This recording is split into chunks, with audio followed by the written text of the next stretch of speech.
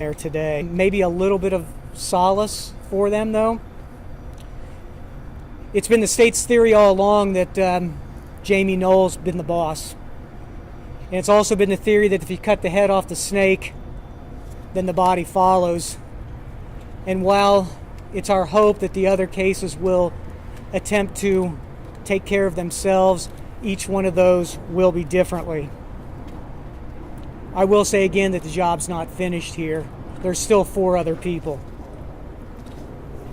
I cite back to, as the judge said, he gets appointed by the Indiana Supreme Court. Well, he's the one that tabbed me to come down here and handle this case. I didn't know who Jamey Noel was.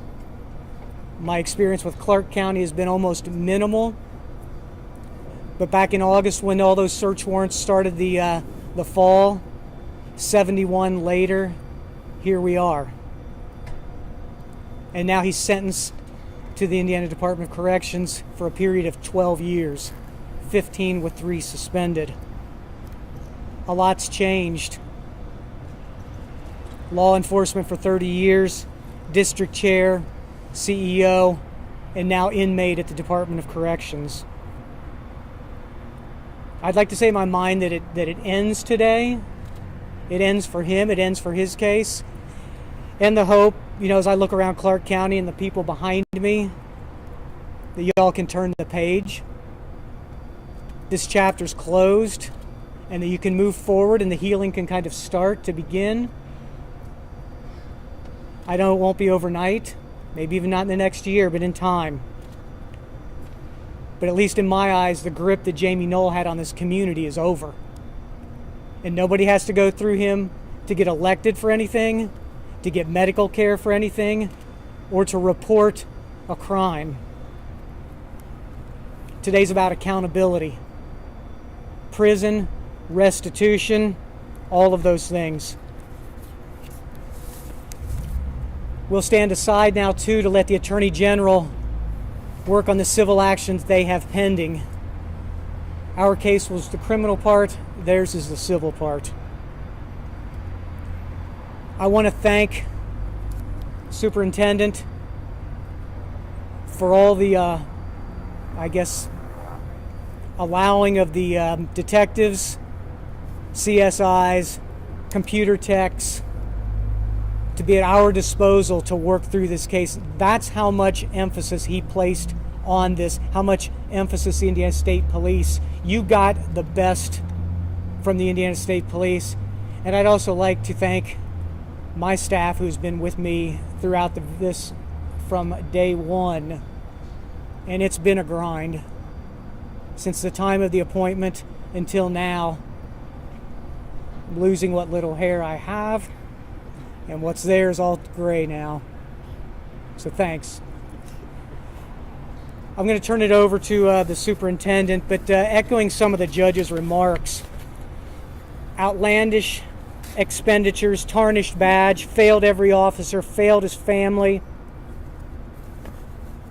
all of those things.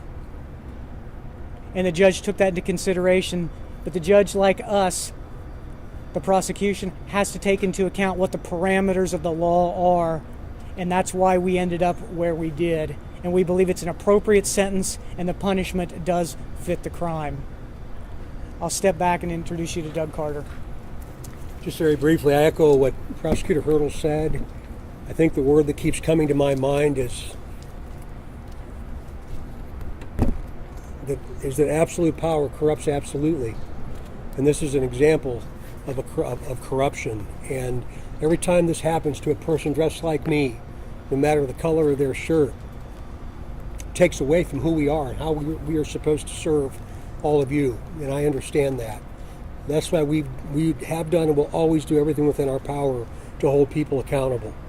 As I said in my comments in the courtroom today, I had no idea what we were about to learn.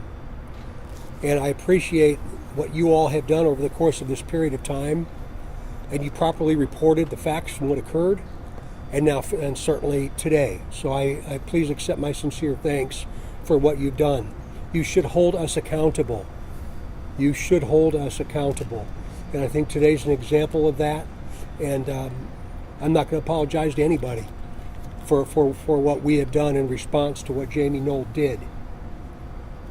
It's going to take us a while to crawl out of that. I hope that the community here, that the people that live in southern Indiana that might have felt like he had a grab or a hold on them, understand today that that's no longer. That is absolutely no longer. We are human beings. We are human.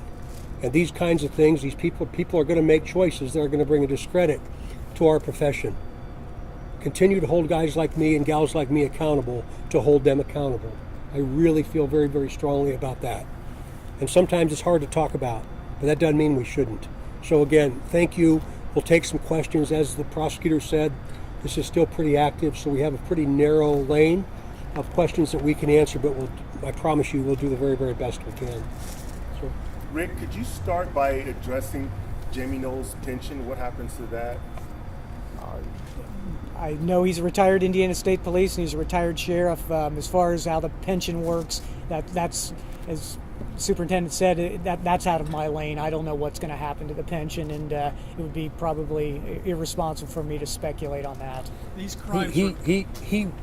Jamey Noel did not retire as an Indiana State Trooper. He left several years before his eligible time, so he received a separation benefit, but it is not a retirement.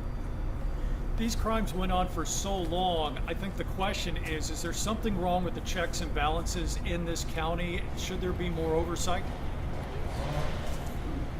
Well, I think we always want the most checks and balances, but I mean, I think those are questions for the locals to say that, to answer that.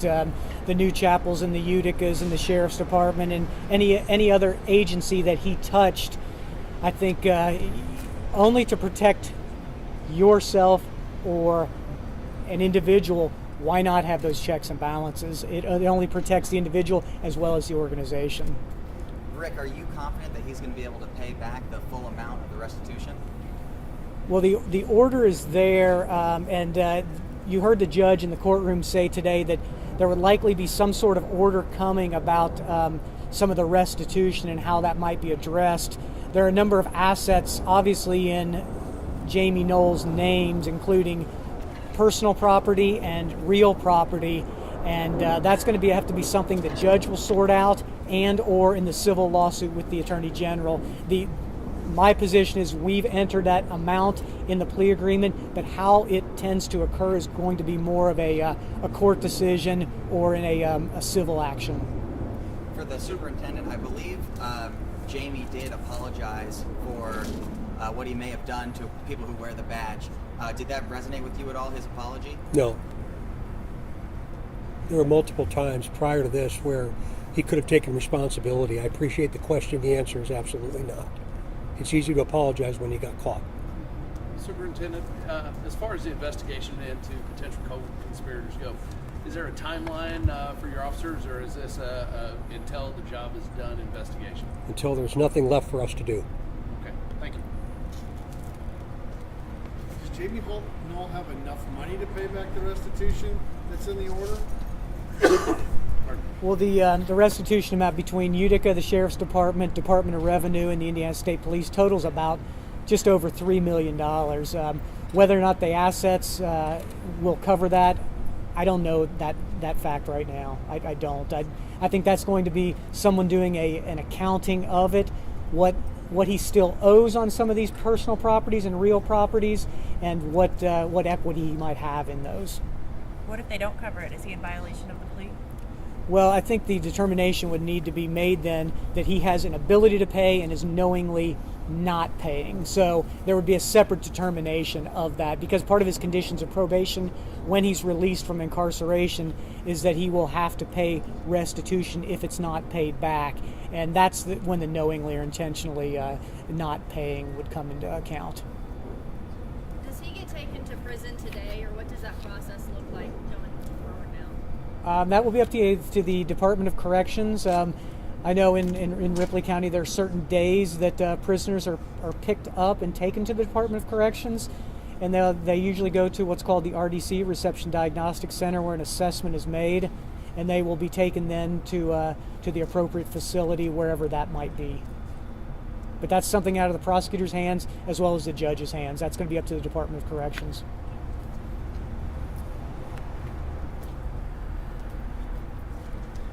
Thank you all very much. Thank you. Thank you. Rick, good job. Look forward to many more, actually.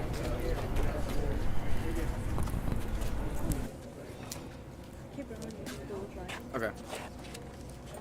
All right, should we do it real quick? Oh, we need to interview Mitch.